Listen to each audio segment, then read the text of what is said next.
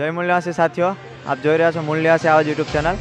અને આજે જે બહુજન સમાજના લોકો જે અહીંયા આવેલા છે કે જેઓ સ્મશાનની અંદર કાળે ચૌદસના દિવસે જે લોકો પ્રોગ્રામ કરવા આવી રહ્યા છે, જે પ્રબોધનનો કાર્યક્રમ રાખેલો છે, તો એ લોકો આજ આપ જોઈ રહ્યા છો કે અહીંયા લોકો ભજીયા બનાવી રહ્યા છે, જેને કોઈ પણ જાતનો ભય વગર, કોઈ પણ જાતના ભૂત પ્રેતના ડર વગર આ લોકો અહીંયા ભજીયા બનાવી રહ્યા છે। તો આવો આ લોકો સાથે પણ આપણે વાત કરીએ। શું કરો છો તમે? હું અહીંયા ભજીયા ખાઉં છું। ભજીયા ખાઓ છો તો તમને ડર નથી લાગતો? ત્યારે રાતના 12 વાગ્યા છે, તમને ડર નથી લાગતો? શેનો ડર લાગે? આપણે જ એક ભૂત છે, બીજું કોઈ ભૂત છે નહીં આ દુનિયામાં।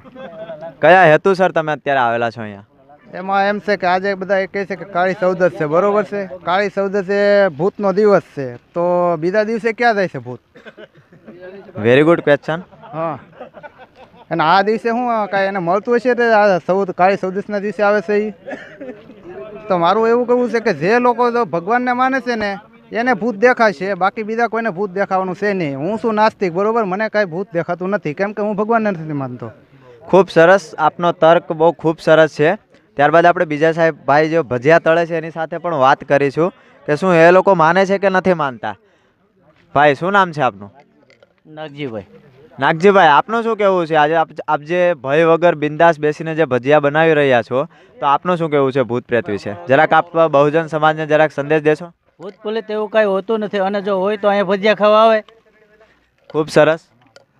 હા, અહીંયા ભજીયા ખાવા આવે, અને આ તેલ છે તો બધા એમ કહે છે કે જો ભગવાન ભૂત પ્રેત જો તેલમાં લઈ ભજીયા હાથે કાઢી લેતા હોય તો અત્યારે કાઢવા આવે। ખૂબ સરસ,